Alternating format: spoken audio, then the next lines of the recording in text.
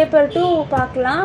அனாட்டமியில் paper 2க்கு வந்து 100 mark எப்படி டிஸ்ட்ரிபியூட் பண்ணியிருக்காங்க அப்படின்னு பார்த்தோன்னா, அதில் கரெக்டாக வந்து 8 சப்ஜெக்ட் வருது. கரெக்டாக நம்ம சிலபஸ் டைப்பில் பார்த்தோம் அப்படின்னா 8 டாபிக்ஸ் வருது. அதில் ஃபர்ஸ்ட் டாபிக் என்ன அப்படின்னு பார்த்தோன்னா நர்வஸ் சிஸ்டம் மட்டுமே கரெக்டாக 30 மார்க்ஸ் கிட்ட கொஸ்டின் பேப்பரில் கேட்குறாங்க.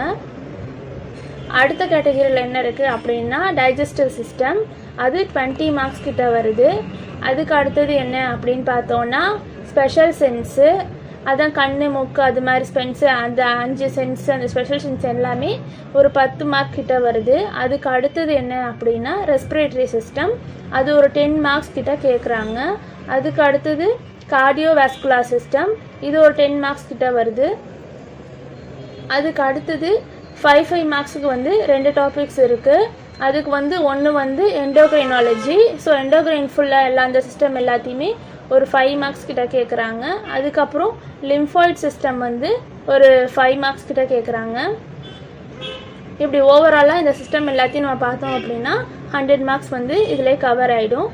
நெக்ஸ்ட்டு நம்ம என்ன பார்க்குறோம் அப்படின்னா நம்ம ப்ராக்டிக்கல் அனாட்டமி 2வோட ப்ராக்டிக்கலும் ஃபஸ்ட்டு நம்ம பார்த்த மாதிரி அதே டைப்பில் தான். ப்ராக்டிக்கல்ஸ்க்கு 70 மார்க் வருது. அப்புறம் வைவா கொஸ்டின்ஸ்க்கு வந்து 20 மார்க்ஸு, நம்ம ரெக்கார்ட் சப்மிஷனுக்கு வந்து 10 மார்க்ஸு. இதெல்லாம் ஓவராலாக பார்த்தா 100 மார்க்ஸ் வந்துடும்.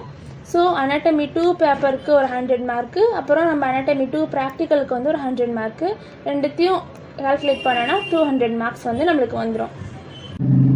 இப்போ நம்ம இந்த சிலபஸ் வெயிட்டேஜ் எல்லாத்தையும் நீங்கள் ஃபஸ்ட்டு உங்களோட அனாட்டமி 1 and 2 சிலபஸ் எடுத்துகிட்டு அதில் ஒரு டாபிக்ஸுக்கும் ஈஸியாக லிஸ்ட் பண்ணியிருப்பாங்க. அதுக்கேற்ற மாதிரி நான் சொன்ன மார்க்ஸை நீ போட்டுட்டு அதுக்கப்புறம் ஃபர்ஸ்ட்டு நான் இந்த மார்க்ஸ் ஹையர் சொன்னேன்னா, இப்போ 30 மார்க்ஸ் நர்வஸ் சிஸ்டம் சொன்னேன்னா ஃபர்ஸ்ட் அதுக்கு ப்ரையாரிட்டி கொடுத்து ரிவிஷன் பண்ணுங்க. அடுத்தது வந்து டைஜஸ்டிவ் சிஸ்டம்னா அதுக்கு செகண்ட் ப்ரையாரிட்டி. அதுக்கப்புறம் 10 மார்க்ஸ்க்கு இருக்கிற டாபிக்ஸை ஃபஸ்ட்டு படிக்கணும். அதுக்கப்புறம் 5 மார்க்ஸுக்கு இருக்கிற டாப்பிக்கை அதுக்கு அடுத்ததாக படிக்கணும். ஸோ இது மாதிரி நம்ம ஒன்று ஒன்றுத்துக்கு ப்ரையாரிட்டி கொடுத்து அப்படி எக்ஸாமுக்கு ப்ரிப்பேர் பண்ணோன்னா எக்ஸாமில் ஈஸியாக மார்க்ஸ் ஸ்கோர் பண்ணலாம்.